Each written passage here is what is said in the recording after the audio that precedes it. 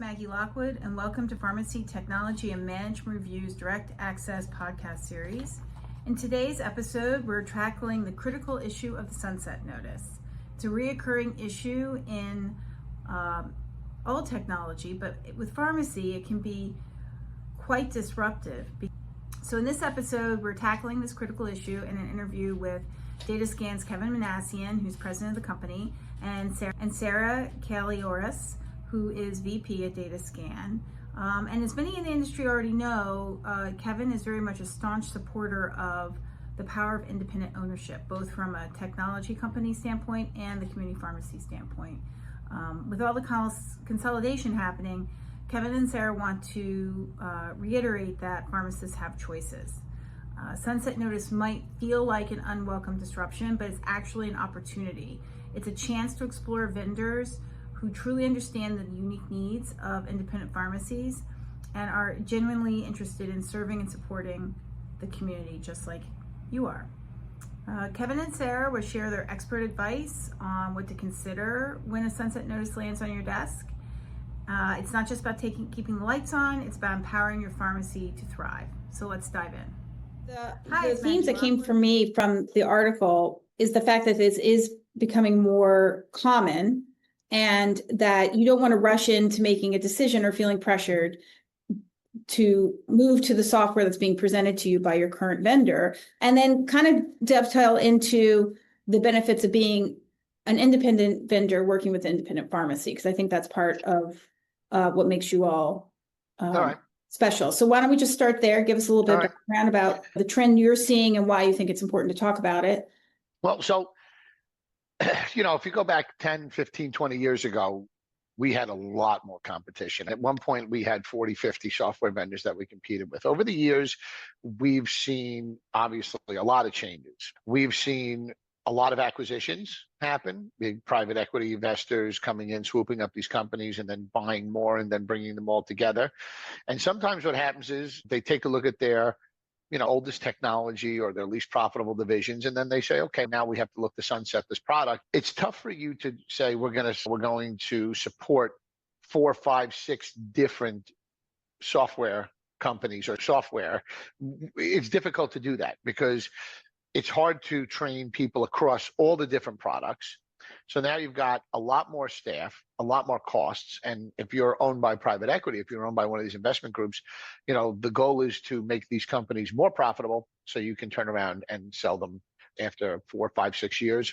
We've seen it a lot. Some of the companies I compete with, I've watched them change ownership 2, 3 times in the last 6 to 8 years. All of a sudden, you're a pharmacy doing business using the same product for what could be decades. And you get a notice. And they don't even like to use the word sunset. Sunset is a software industry term. The first sign that your software is going to be sunset is typically they'll reach out to their customers and start offering them a demonstration on their other products and a free, no-cost move to that product. Because the more people that they can move over, the less support staff, the less programmers they need, they can start shaving costs. That's usually the first sign.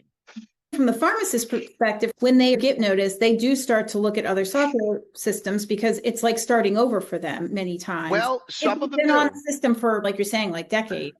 Some of them do. Usually, though, it doesn't start with hey, we're going to end support. We're sunsetting it. We're ending support.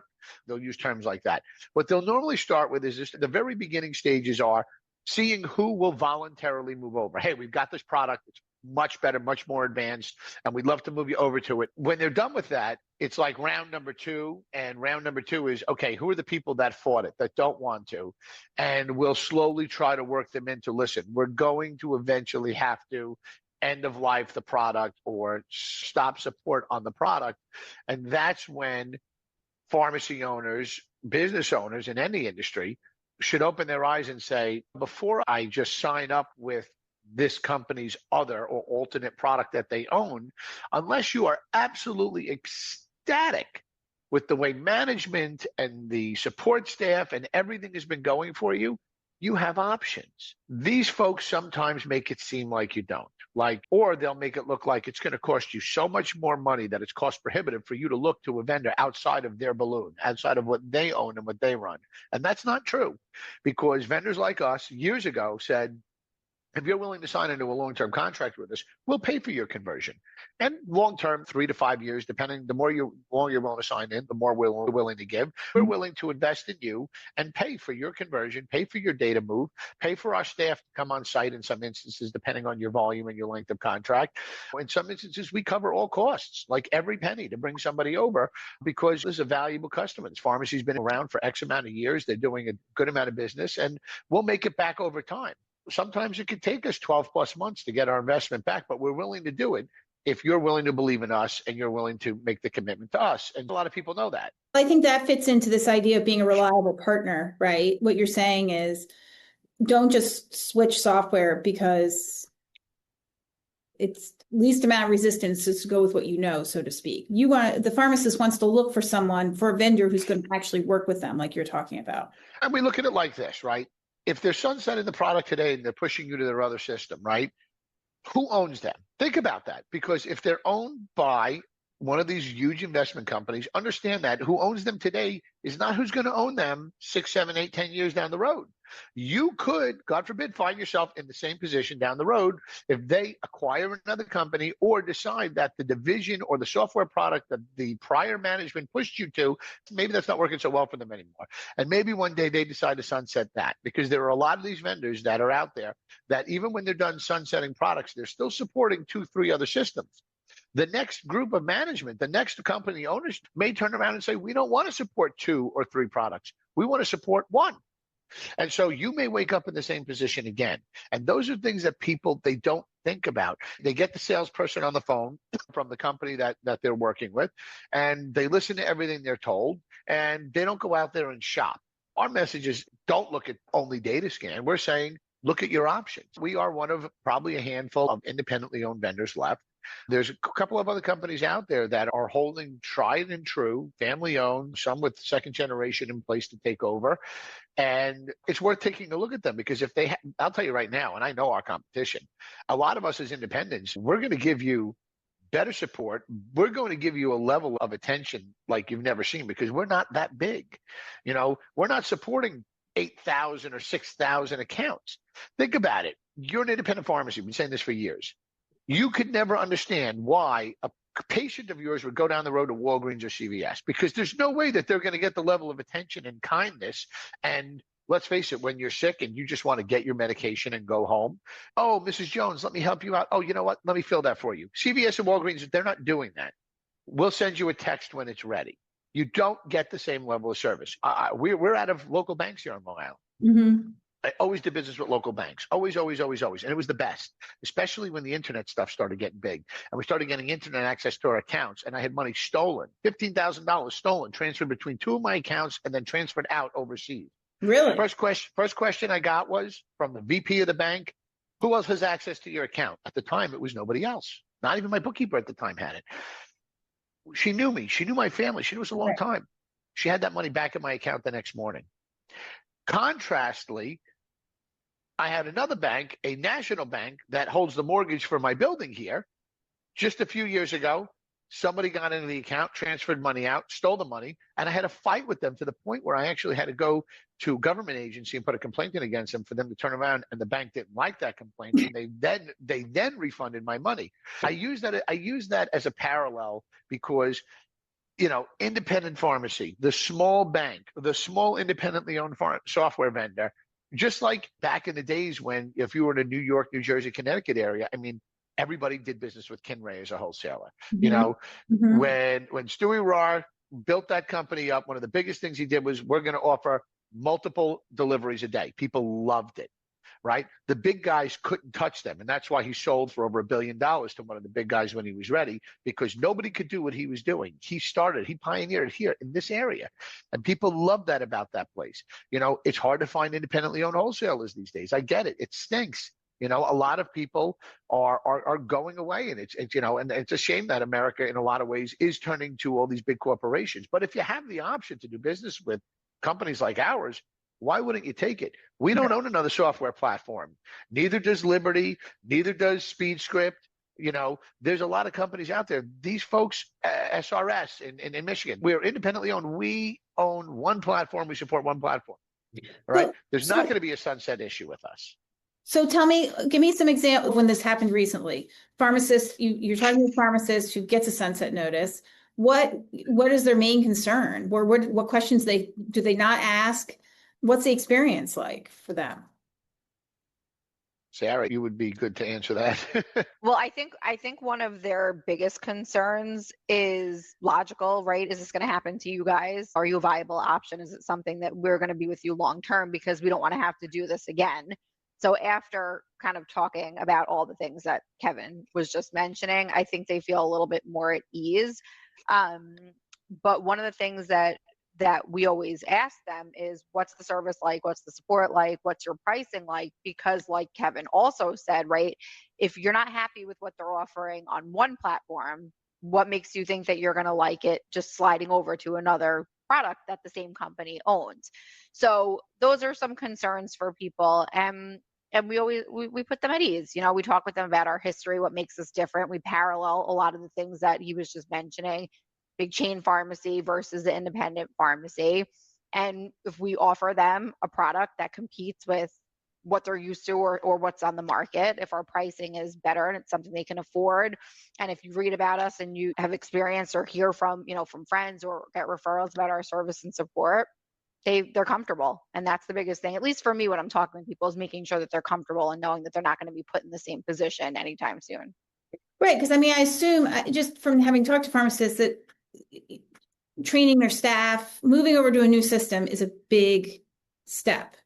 It's a big workflow disruption. And so it used to be a lot worse. I'll tell you right now. Really? And I would say not just us, but I would say a lot of our competitors have finally gotten it down to a science where a lot of us are very good at it. It's not just Datascan. I will say we have a lot of competitors of ours. They build teams, they train teams, and so it used to be a nightmare. I mean, getting the data right to begin with was horrible. Right. And over time, we worked closely with, our conversion partners such as, InfoWorks, and, we really fine tuned it. We've got very detailed checklists that the customers go in, that we log them into a virtual machine at their own leisure. They can log in 24 hours a day and take the time to go through that checklist and, check doctors, check patients, check, patient history, whatever. And we tell them, don't rush it. We're not in a rush, and you shouldn't be in a rush either, because, as it is, you're going to learn a new system. It's going to be a lot easier if when you go live, all your data is correct. Mm-hmm. So that that we've gotten down very good. It's very rare that we have major changes at all that we have to do once we go live. So now you come in and now you've got a good data set. It's all in the right field. It's all in the right format. And so that's great, right? And then, we put staff on site. We've got training. We have an educational area in the back end of our website that people log into. They can watch videos, read documents, and that's for them to do at their own leisure as well. But then we also do pre-training before we ever show up. We do a remote pre-training that they get with our head trainer. And then when we go on site, usually our guys are there Monday through Friday. It's rare that they're there less than a week. They're typically there operating the store, converting it over, working with the staff, 2 people. In a very big, busy store, obviously, we will send 3. I don't think we've ever had to send 4. And they're working side by side, running that pharmacy every day, all week long. They'll stay late. We pay overtime to my staff. They'll stay late without a problem. Heck, they're buying the pharmacy's dinner. They're taking the managers out to dinner. They take pictures and send them to Sarah, and she shares them with me. And by the time these guys leave, they're like family. And so, our team of guys, our core guys that go out and do this, they're phenomenal. Like I always tell them, you're very unique for what you do, because, I joke around, a lot of IT guys, they don't like dealing with people. I have guys that, program that the last thing they want to do is get on the phone with the customer. They're not people. They're not a people person, right? Yeah. But my 2 guys, my head project manager and our assistant project manager, they're very, very good technically. They know all of our software products like the back of their hand, but they're also so personable. They have people laughing. And so, I know that we're not the only ones that have worked hard to do that. So the conversion process, the good news is it's easier for people to board with us. The bad news is that I will tell you, I have seen people more apt and ready to leave over the silliest things sometimes than in the past. because I think they know that it's easier.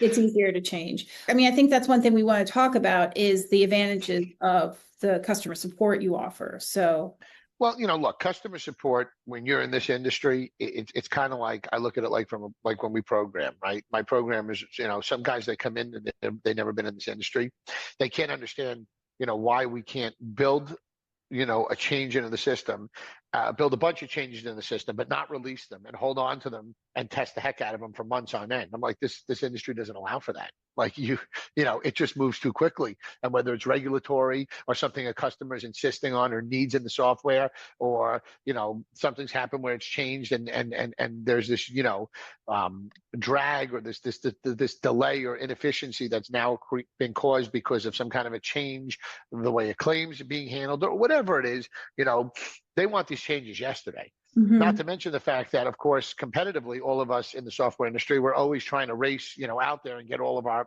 products updated with all the features because, you get people calling up for demonstrations and, oh, well, I saw this with that guy and I saw that with that guy. If you can't demo it and show them you have it, you're not getting those customers. right. So speed is important here. It's important for development. It's important for testing. It's important for releasing, but it's also equally, if not more important for the support side of it, because your patients are standing there, they want their medications, and if you've got a problem, whether it be getting a claim approved or, you're having a problem with the software and you don't understand it, you need somebody picking up the phone quick.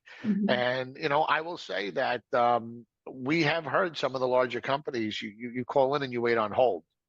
If you wait on hold here more than a minute or two, that's something's wrong. We don't have that. We usually have staff ready to answer the phones in less than 60 seconds or less. That's our typical response time. And then even like nights and weekends, they get back within 10 minutes or less on average. So you're never really sitting there waiting to help anybody. There are instances where you get immediate support nights and weekends. It all depends on the flow and how much is going on. So yeah, that is super important. But I think that you've seen a lot of changes, whether it be companies just simply saying we're no longer going to have this product, and we're not supporting it anymore. We saw it a couple of years back with McKesson. They sunset 2 of their software out of the 3 software products they had. They had a deal they made with one of the other vendors we compete with, and we went out there and told people, hey, you know what? Like, you have options. You could go with them, but you could look at us too. And, we did get quite a bit of business from that. And we are also seeing, like I said, that where they're slowly but surely you're hearing, Sunset a couple of years ago, Cerner, sunsetting their product. Most recently, was it the PCCA product, Sarah? What was it?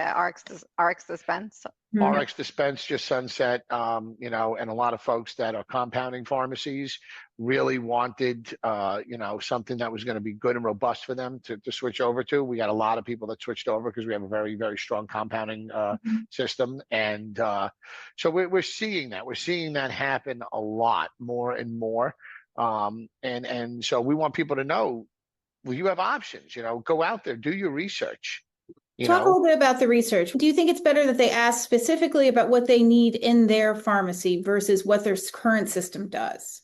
Meaning you're going to switch pharmacy systems because your system's going to be phased out. When you're doing that research, is it better to look about what you're trying to do in the future with your pharmacy or just replace what you're doing? Absolutely. First of all, you can't be short-sighted. I've owned businesses for 25 years. And I got to tell you, I've never, no matter how well the company's doing, I've never, ever believed that my business is ever going to be on autopilot.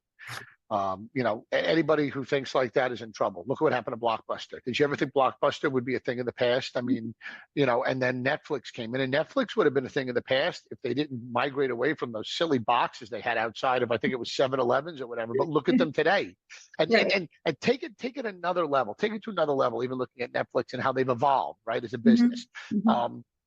It started with the boxes, and then it went to live streaming abilities, and now look at them. They're basically like their own little movie studio. I mean, they're making these productions. I'm obsessed with so many of their shows. Where am I going with this?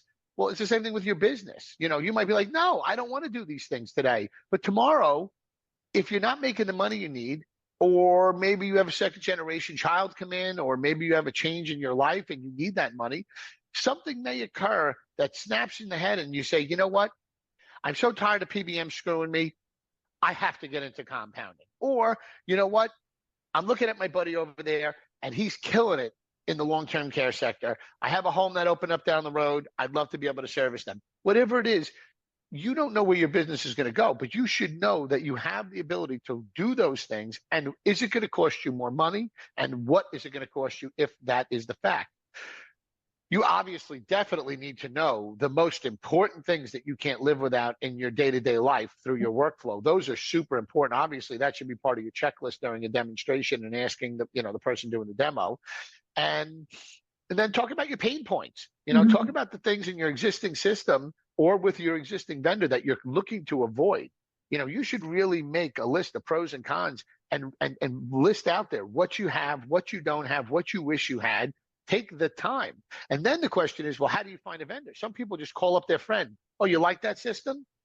I mean, listen, they may love that system, but is it going to work for you? Mm-hmm. That's good to get that recommendation. You should look at that system if your friend in the industry loves it. But I got to tell you, when I look for something, I go on the internet and I never, ever, ever trust the first website I read. I don't. I've learned over the years that and I saw this 15, 20 years ago, this was 20 plus years ago with my first business in a different industry, that, this company that was selling stuff online, they built a website that was supposed to be, it was based on reviews. They would talk about the technology. They would give you all kinds of information about this new technology, and then they would tell you where to buy it.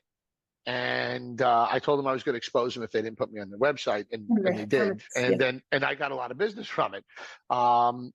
Here in our industry, I expose it all the time. If you go look for pharmacy software reviews online, you're going to come across pharmacysoftwarereviews.com. That is owned and operated by Pioneer RX. I don't know if they still have the disclaimer on the site. They had it for a while, then they took it off, then they put it back. How the heck could you trust the website, no matter how much they try to claim that they used a third-party company? And the third-party company they use, by the way, is a marketing company. And it's what it is. You can look it up. We looked into it ourselves. They're a marketing company. To do their quote-unquote, get their statistical data together or gather their statistical data. No, you don't. That's not something you rely on. But however, you can go online and search for pharmacy software, and you will find a lot of independent websites out there. Right. Some of them run by a company called Gartner, Capterra, Software Advice. They have the Get app. Then you've got the G2 Crowd. There's a lot of these sites out there that are absolutely independent. They're running their own show, and so you can trust those. PTMR have our own little section of vendors. and that's good, because you guys are not necessarily linked to anyone in particular. You're right. Servicing the whole industry. We're all advertising with you. We're all working with you. Right. So that's important. I got to tell you, when I'm shopping for a product and I see an advertisement, something online, when you search for reviews, right, of the product, what happens? Always, inevitably, I find these websites that I can quickly see, if I dig, how they're linked back to the company that makes the product. But I always love to go on Amazon and see, interesting. Is this product sold on Amazon? Mm-hmm. And if it has 15, 20 reviews and they're great, that doesn't mean crap to me. I can get 15, 20 friends to go out there and write reviews for me. But what if it's a product that has hundreds or thousands of reviews out there? You can click on that review icon. You could see the percentage of 5, 4, 3, 2, and 1 star reviews. You could and then obviously you can read and dig into those reviews. You'll get a really good sense if that's a good product or it's not. Mm-hmm. Right? That's awesome. And if it's not sold on Amazon, I'll look for other independent sites that are reviewing the product that I know can't be tied back. If it looks even remotely sketchy, I don't even put any stock into it, because it doesn't mean anything. But if I see the same product across different sites consistently reviewed great, it gives me the confidence to know that that's something I want to look into buying. When the pharmacist gets the notice that they're going to phase out / try to move them over to another system, want to make sure there are no hidden fees. So I want to hear a little bit more about that. So you're going to get a quote, and the quote, usually what a lot of these folks will do, they'll zero a bunch of stuff out, but you got to read the quote carefully, read any fine print carefully, and most importantly, take a look at what your fee schedule is going to look like. What are you signing into? Are you signing into, number one, are you signing into a contract for X amount of years? Are there any penalties to get out of that contract? And what are those penalties? Most people have them for good reason. And take a look at the contract and question every fee in terms of, you should have a very detailed breakdown of your monthly costs, okay? I will tell you that, again, we look at the idea, and I come back to it because it's important. People don't understand. Private equity, what do? They make money for their investors. Well, how are they making more money? There's not a whole influx of new independent pharmacies opening. Believe it or not, we do see people opening them, but it's not a lot. So now, your business, the only way for you to grow it is either by converting people from competing systems and finding people that are willing to make that change, right? Or you have to raise your fee structure. Right, you have to charge, or you have to cut your costs. Right, if you cut your costs, you may be taking away services, you may be taking away, support staff, management. Things may not run as smoothly or as well as they did prior. And if you raise the prices, a pharmacy doing 1,000 scripts a day might not care, or they may care if they start paying attention how much it's really costing them. But a guy that's doing a lot less business and really focused on trying to keep their costs down. All of a sudden, you've got companies like Pioneer RX, for example, with what they call a RX usage fee that a lot of people don't understand. So they're marketing themselves as 1 penny switching, okay? But you're also getting an 8.6 cent usage fee. So essentially what that means is they say it's only for prescriptions that are picked up. Well, hopefully in your business, that's the majority of them, the ones that are successfully sold at the register, right? Right. But so anything that is going through insurance, third party, right? You're paying the 1 penny to hit the switch, and the 8.6 cents, you're paying 9.6 cents. The majority of us have been at 7 cents, and some a little bit less for years. So now you're up to 9.6 cents. That adds up, right? Now they're charging that 8.6 cents even on cash prescriptions. You're a compounding pharmacy, or you're doing a lot of compounds, or you have a business for cash for whatever reason it is. Anything that's running through that pharmacy system, regardless of cash or not, regardless of insurance or not, now you're paying 8.6 cents for every single one of those prescriptions. Okay. And then the question is, what are the other fees included? There's a lot of folks out there that are holding tried and true to a very, very high e-scripts price. Finally, the FTC did what they should have done years ago, and they broke up the monopoly that was SureScripts. Okay. And so with that, now all of a sudden pricing has to come down because competition is opening. A lot of people don't know that. I mean, if you're paying 13 cents for an e-prescription versus 18.5 cents for an e-prescription, and you're doing thousands of prescriptions a month, I mean, we have pharmacies that could do 12, 15, 20,000 prescriptions a month. Look at those numbers, run those numbers, and then multiply it times a year. People don't realize that. You wake up, all of a sudden, you're spending $10,000, $15,000 more a year than you could be with a competitor. Right. Why? Are they really doing something that amazing for you? Because I can tell you that the majority of us have a lot of the core technology and a lot of the really neat features that you see out there. A lot of us have that stuff. And some of the features that some vendors are pushing may be something that's very useful to you, depending on the type of business, may not be, or maybe what Sarah and I like to call smoke and mirrors features, stuff that, they'll tell you it's making you money. They just can't prove it is. We've seen that. We've seen that a lot. We tried to build a feature in our system a couple of years ago. I had this idea where you would actually see different NDC numbers would reimburse differently from different plans, and there would be, equivalents.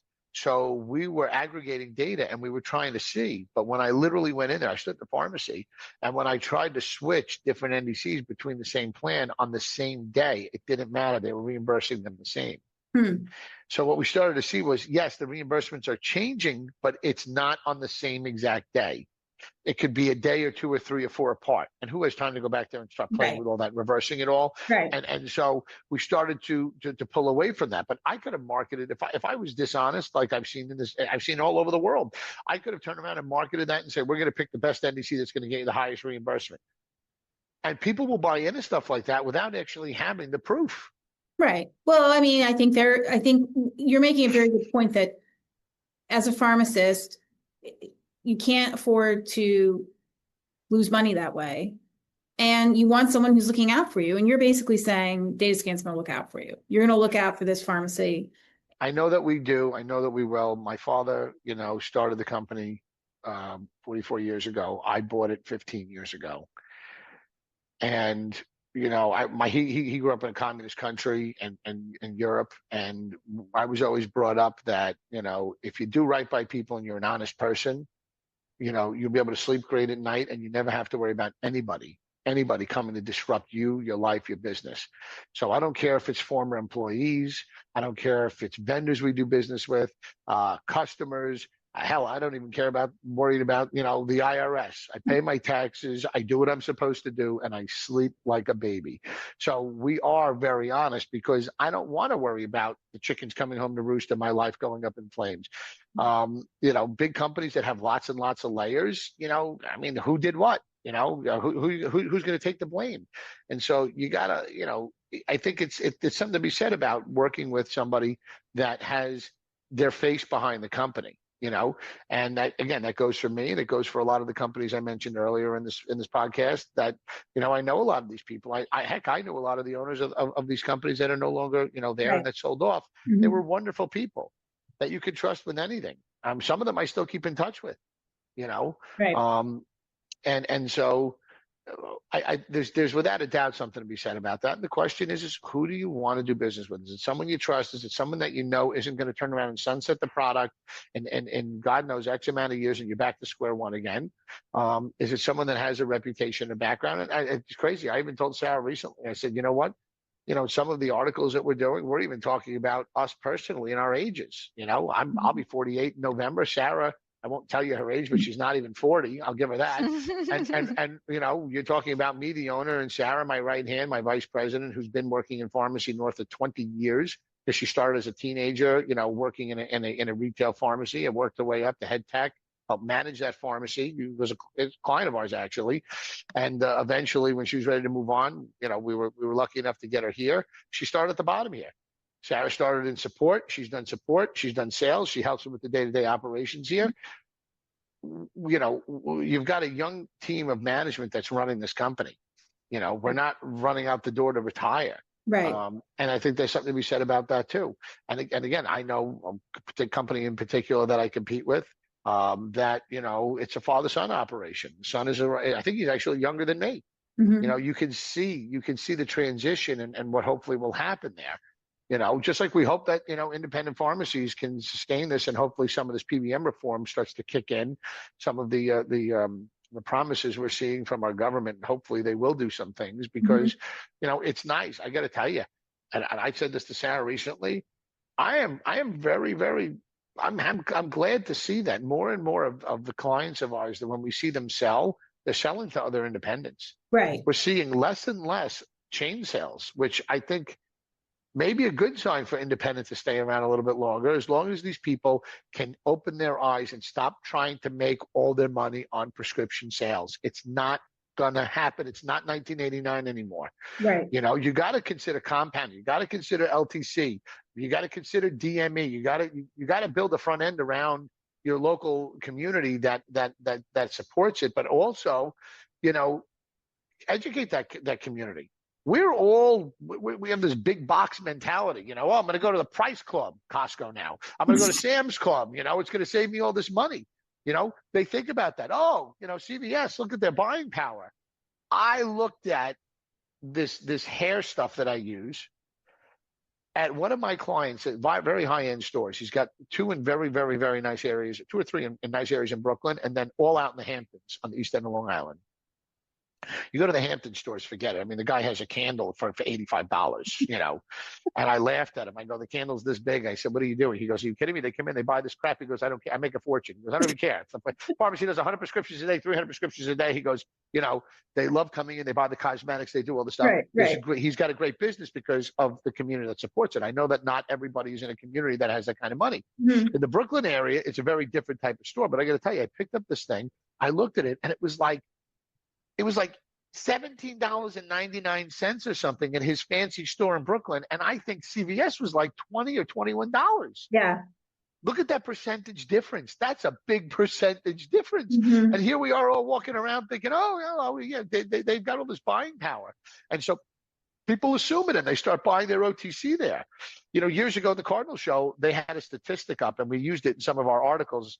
And it was amazing to see the percentage of folks that walk out of a chain with or without OTC purchases versus out of a independent, because they're not getting that education of, they're not seeing that we're cheaper. Do comparison sales. Right. Educate your community. I mean, today, Facebook alone, I can't believe the community I used to live in versus the one I live in today, both of them. Thousands of members. I think the other one was 3,000 or 8,000 members. This one's something like 12 or 15,000 members. A lot of them are transients, vacation people, whatever. But anyway, you've got a captive audience there. Right. And, if you don't overdo it, a lot of these groups, Sarah always says they have the moms groups, on Facebook and whatever. And then we have, the community groups. You could be promoting your business on there, the community and what you're doing for it, offered incentives, but also educate them there. And it's free. Right. You don't have to go take an article out in the local paper and spend a fortune. There's so many ways to promote your business from that perspective, even at the pharmacy counter or as they're walking down through the shelves and showing them how do a comparison, you against the local chain. Get people in that mentality, get that OTC business going. Right. They do that, these businesses will stay around a very long time, but they have to get into these things. They have to do it. Well, I think that fits in also with the idea of the new, reports, the technology and the reporting and the power in the system that lets them spend less time actually on the nitty gritty of the business so they can think bigger picture of the business, like marketing the business or deciding what they want to be specialized in, whether it's compounding or doing, medical at home type services. The whole point is the pharmacy system is going to give them a lot more freedom to do that if it's automating mundane tasks that take up time. And of course, and a lot of us, we are, today in 2025, we not just us, but again, all of us as an industry, we have the technology in there. Unfortunately, sometimes it's kind of a push or a fight to get people to adapt it, and that's something that, that's a whole other topic that we've talked about a lot is, you're paying for that technology. It's sitting there. It's ready for you to use it and automate a lot of your tasks so you can get a lot more done without needing a physical human being doing those things. Yeah, do it. Use the technology because it's going to save you money. Everybody knows that one of the biggest cost factors in life is time. Time is money. The more time you waste doing this, you could have been doing that. Some of my most successful pharmacy clients are the ones that, they take their time, they build up their business a little bit, they get to know their community, and then it gives them the ability to put a technician and a pharmacist behind the counter, and they step out from behind the counter, and now they really can focus on how they can build their business and make it better. They'll work a few days a week, but they'll take a few days a week and they'll stand out, at a high level business owner looking down at their business and how they can improve it and what their community needs. That's the best way to be able to run your business. There was a time where, when I came in to buy this business, I wanted to start in from scratch too. And I was helping with support and I was helping, working with the programmers. And I was doing every tiny little thing around, but I learned it then as I, then when I could tweak those areas and make them run more efficiently, then I was able to move my way up to where I don't do any of that anymore. Right. I have people that manage that and do that. It allows me to do other things that help me grow this company. Right. That's really what you want to do as any business owner. I don't care what industry you're in. And, using technology to, get things done quicker is without a doubt one of the most important things you can do. Sarah, did you have anything else you wanted to add? I think we did cover all of our questions. We went through everything. So I was going to mention this before, and I guess it's a good way to circle back and kind of close. But one of the big things for me, and I try and tell people when I talk to them and they're looking at systems, is really to think about the relationship and the partnership, because we push this idea that Datascan isn't just a software system for people. We truly come in and try to operate as another leg of their business, like a partner for them. And I think that working with people who operate with integrity is really important. And it goes back to what you were saying with ownership of independence versus having these big, corporations. And you can, again, circle it back to the whole chain pharmacy versus the independent pharmacy. Is you have folks that are they care about your business, and your pharmacy owners who care about their patients and the relationships with their patients, because those people are operating with integrity. And we have competitors that really just, they don't. Mhm. So that was I was trying to bring that point before when Kevin was talking, but I didn't want to interrupt him. But I think that's really important for people when they're looking into a partner for their business. Yeah, I think that's really important too, because I think of the pharmacy industry, the pharmacy profession is under such stress from so many different areas that having your pharmacy vendor be on your side and supporting you, sincerely supporting you, is very important. So I think that is a good point to reiterate. All right. Well, thank you for doing this. Thank you All very right. much. Thanks. All right. Have See a you good soon. day. Okay. Bye. Bye. What a fantastic discussion with Kevin and Sarah today. Their insights into navigating the complex world of pharmacy system evaluations after receiving a sunset notice were really interesting, and we covered so much, from initial assessments to making that final critical decision. I learned a lot, and I'm sure you did too. If you're facing a pharmacy system transition or just want to learn more about the process, remember you can find additional resources and connect with Kevin and Sarah through the links in our show notes. Visit ptmrreview.com for an article about sunset notices. Thanks for tuning in, and we'll catch you next time.